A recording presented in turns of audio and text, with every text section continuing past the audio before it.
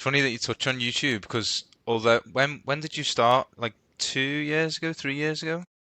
2023, I think. Yeah, summer of 2023 is when I just decided to like make some YouTube videos. Yeah. So like in the grand scheme of things, that's not that long ago, but I guess in the kind of like rise of YouTube amongst the running community, you're probably one of the earlier ones to the game because it seems like a lot of athletes have their own channels now, don't they?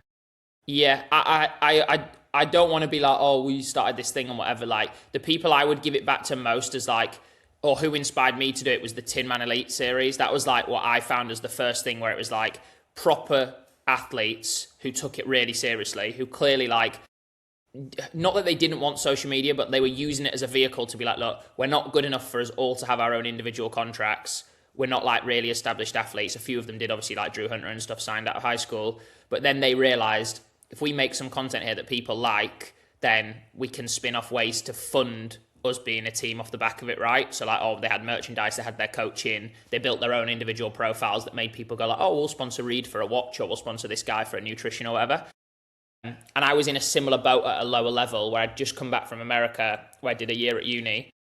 And I was like all right at 1500, but I wasn't like good enough to get anything. And I'm very realistic. Like I wasn't entitled enough to think like, oh, I deserve to get something. It's like, there's loads of people better than me.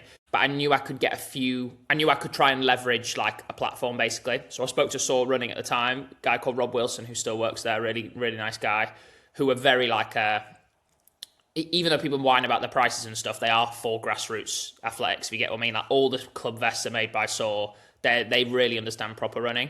And I just said to him, I was like, look, if you can give me like a little bit of money, and it was a little bit of money, to fund a videographer who you guys might know, Charlie McCarthy, who still does our stuff now. If you can fund, and Charlie didn't even do video at the time, he just did it for fun. He had like a full-time job at Unilever, worked in like corporate world. I was like, I want Charlie to come with me on the weekends when I go to these races in Europe that I'm going to pay for myself, and we're just going to film like what it's like as like a sub-elite athlete, like, because I didn't know what it was like, oh, what's the hotel like, what's this like how do you get along? For me it was like, you know what Mo Farah and stuff do, and then you maybe know what you do at a local race, but the gap in the middle, you got absolutely no idea like what that world's like. So yeah, we got the money that funded or partly funded Charlie to be able to come out.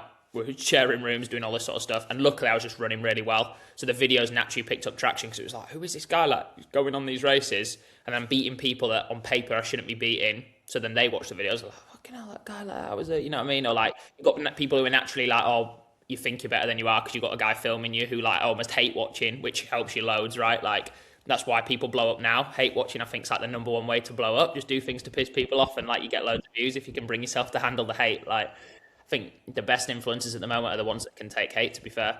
And yeah, luckily at the end of that season, 2023, I ran 3:35, which is a good enough time to like actually attract proper brands. So then once I got signed, I was a bit like, you know what, I don't really need this platform for myself. It's worked for me to get the exposure I needed to get what I wanted, which was like a professional contract where I want to knuckle down and focus on the running.